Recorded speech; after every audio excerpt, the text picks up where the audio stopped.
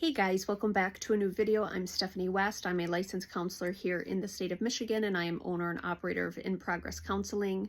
Today we're going to ask a particular question again and again, and I'm going to couch it in client stories, but also invite you to consider if you're in a season where something is getting sorted out or there's a change happening, we want to ask the question, what will I do in the meantime? Or what can I do in the meantime? So even over the last 24 hours, I'm talking to a host of clients who have big life things unfolding, and that doesn't shock anyone, because often coming to therapy involves bringing in the hard and trying to sort through it, process it, make decisions around it.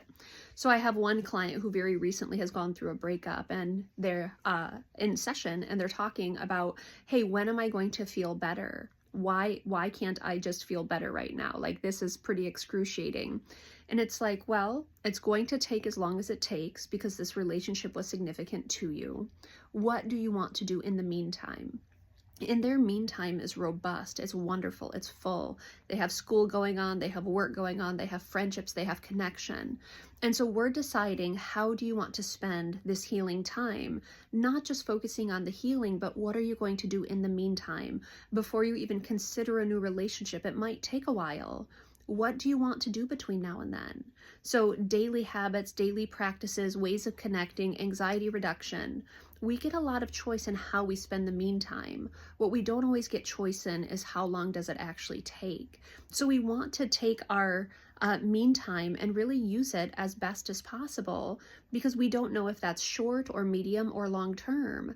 And we want to fill it with things that are impactful, important, helpful, and healthful. I have another client who is on the cusp of having a really tough conversation with a parent, saying to them, hey, this thing hurt me, but they're not ready to have the conversation yet. And so as they're talking in therapy over the last 24 hours, the question is, Steph, I'm not ready. What do I do in the meantime? It's like, well, what would be a good use of your time? Probably engaging in rhythms that are restorative and nourishing, probably leaning into your relationship, and probably having times of connection that are outside of this particular relationship that has a rupture going on. Remind yourself that you're okay and spend time doing things that are enjoyable, nourishing, connecting. That's how we can spend our meantime, because we can't make this situation resolve any more quickly. You can be prepared for it. You can take care of yourself well so that you're able to confront it or engage it, but we can't stop that there's a meantime. So how do you want to spend that? I have another client who's planning their wedding, and it is really, really hard to consider all the ways that they're going to have to make changes over the next months so that this wedding not only gets pulled off, but then we have a marriage that's being built. It's a lot of work, and they want to expedite the process, right? Don't we all?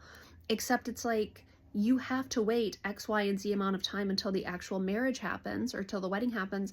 And then you have to practice being married for a while before that feels comfortable. So what do we want to do in the meantime? How do you want to handle your day-to-day? How do you want to handle your week-to-week?